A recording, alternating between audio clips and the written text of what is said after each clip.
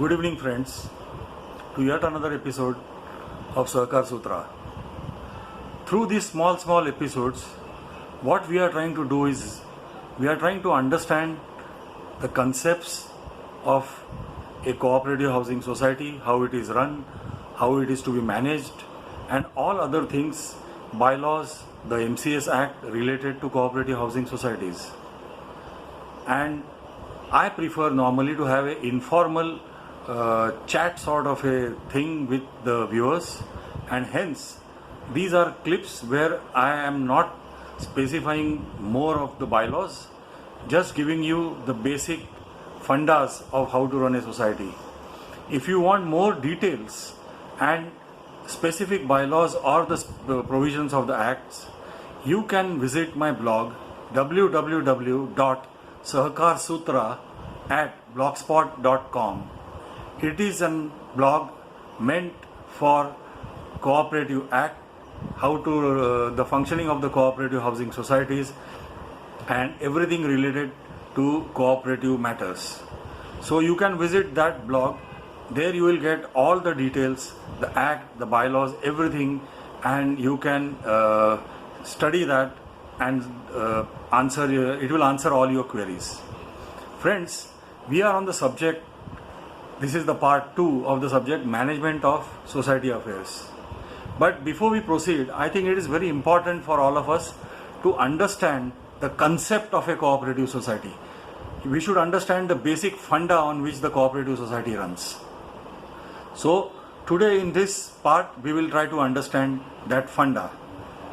Friends, a cooperative housing society is essentially a voluntary organization of individuals.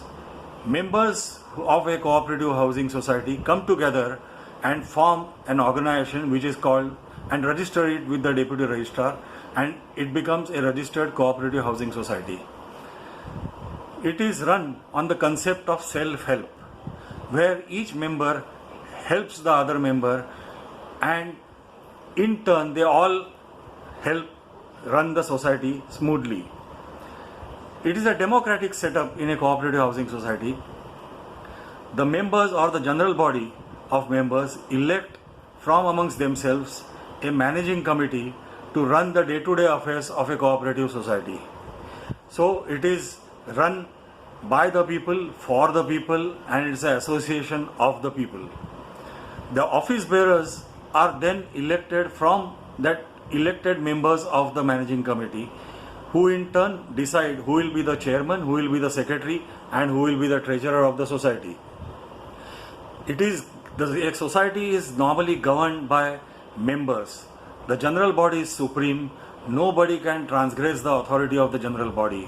And it is this self-governance which imparts a sort of a discipline in the functioning of a cooperative housing society.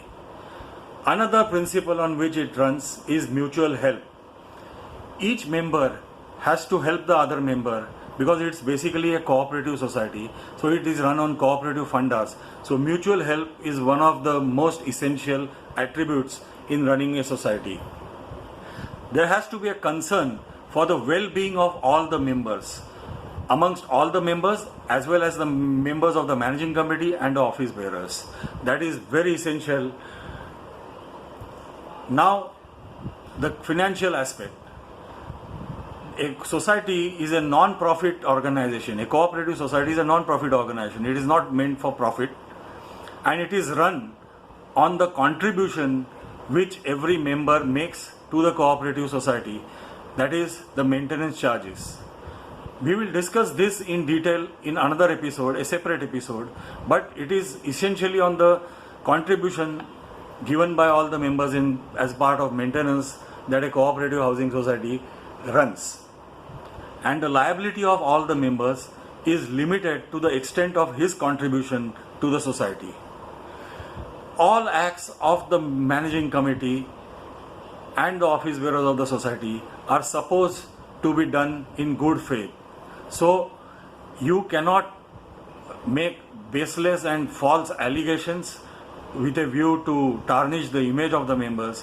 It is understood that everything the members do is done in good faith and and for the betterment of the society. Friends, members of the society need training because everybody is not well versed with the bylaws or the MCS Act. So the bylaws have made it mandatory that every society should on a yearly basis train its members on the various aspects of the bylaws and the Maharashtra Cooperative Societies Act.